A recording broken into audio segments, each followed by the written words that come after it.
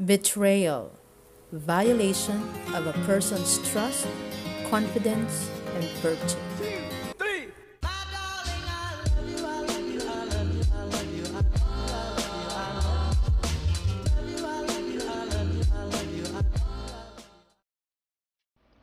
Sa dami ng mga hiwalayan na nangyayari ngayon sa palibot natin, minsan napapatanong mo sa sarili mo kung mag-aasawa ka pa ba? Kasi parang wala nang forever. Parang ang mga couple ngayon ay madali lang manakit, magpalit, at magbago ng kanilang puso. So paano ba natin i-handle ang betrayal? And that what we're going to talk about in this vlog. Kaya pa ba nating harapin at mahalin ang isang taong nanakit at nanloloko sa atin? Minsan, kung sino pa yung mahal mo, ay siya pa yung nanakit sa'yo. At alam mo kung bakit masakit. Kasi dahil mahal mo yung isang tao. Hindi ka naman masasaktan kapag hindi mo mahal. Kaya ang betrayal ay walang kasing sakit dahil you have invested lots of emotion and time with that person. If this happens to you, ano ang gagawin mo? 'Di ba? Parang hirap harapin ng isang taong nanloko sa iyo. Wala kang gustong gawin kundi balikan siya at gusto mong ihagis sa kanya ang lahat ng sakit na iyong nararamdaman. Lahat na kaya mong ipusta sa pag-ibig, ibinigay mo na. To the end, na wala nang natitira sa'yo. Ang masaklap at masakit pa, bigla kang iiwanan ay pagpapalit na lang sa iba. Ang sakit, di ba? The question now is, how are we going to handle betrayal? Kung isang taong mahal na mahal mo ay bigla ka na lang iiwanan at biglang naglaho. Halos lahat naman ata naka-experience ng betrayal. Even God Himself, Jesus Himself, was betrayed by His disciples. So, how are we going to overcome this pain done by betrayal? If you are going to read John chapter 13 verses 21 to 30, this is the part in the Bible wherein God knew about the betrayal which will be done by His disciples. So first is, know the author of the betrayal. Walang iba, kundi ang tatay ng mga manloloko ay ang devil. Or in short, Lucifer. So stop focusing on the person. Focus on the spirit behind that person. Tandaan na this is a spiritual battle, spiritual warfare. You cannot win the person. It is not the person. Your husband, your partner, your lover has been used by the enemy. He was or he is manipulated by the spirit behind him. So whoever has hurt you, you need to know that the enemy is using that person as an instrument to destroy you or to hurt you. Huwag tayong paggagamit sa kaaway to destroy us and to destroy your partner. You hate the action done by the person but not the person. Sino ba ang namuno at sino ba ang tumulak sa kanya para manloko sa iyo? We wrestle against not our own flesh and blood, and the devil used that person and enter him. Number 2, know that God knows. Hindi pa man nagagawa ng taong yon, ang panloloko sa iyo, alam na ng Diyos. Tulad ng panloloko ni Peter sa kanya. Alam na ng Panginoon who the betrayer is. What they have done or planning to do, gagawin pala ng kaaway. Alam na ng Panginoon yun. God knows and God sees. Knows His destiny. Pero tandaan, God knows His plans. No scheme, no weapon could ever hurt us.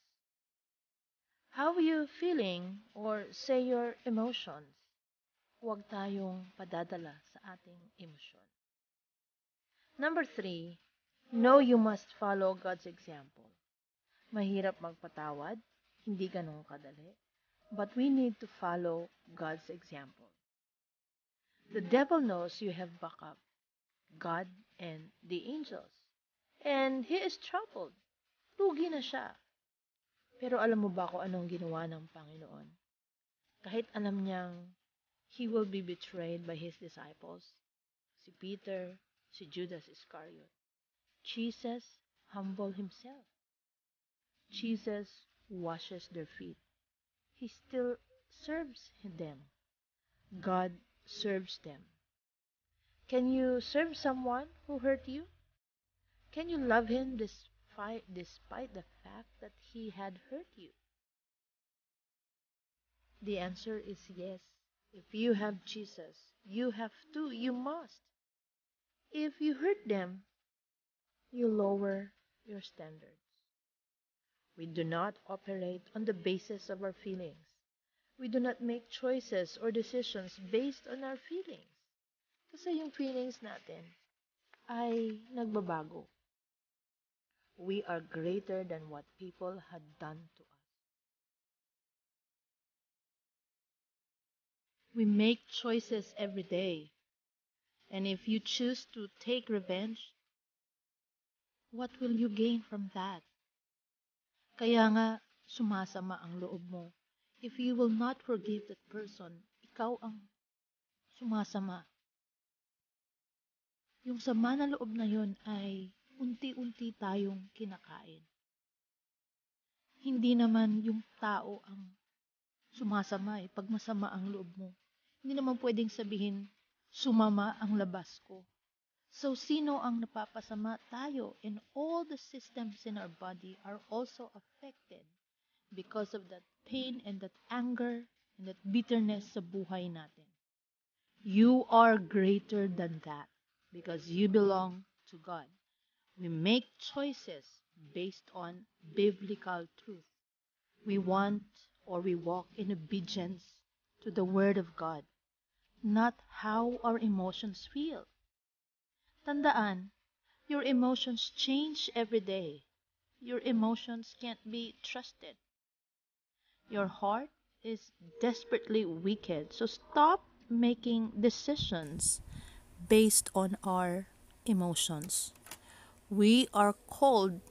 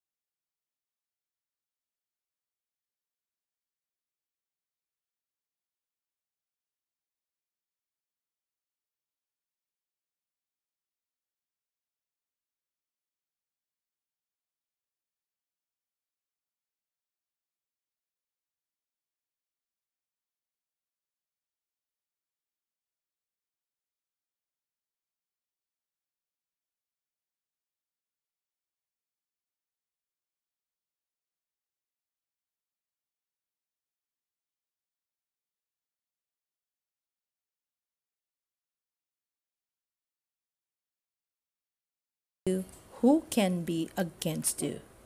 This betrayal cannot hurt you, cannot destroy you, cannot defeat you. So stop listening to those voices. Stop listening to your emotions. Stop being influenced to do painful and hurtful things to other people. Ano ba ang maibibigay ng revenge? Will it make you a better person? Will it make you rich? Will it make you famous? Revenge is not the answer. Be right with God. Ang Diyos na ang bahala sa kanila. In Romans chapter 8, verse 28, would like to remind us, and we know that all things work together for good to them that love God, to them who are called according to his purpose. God has a purpose for everything. Be right with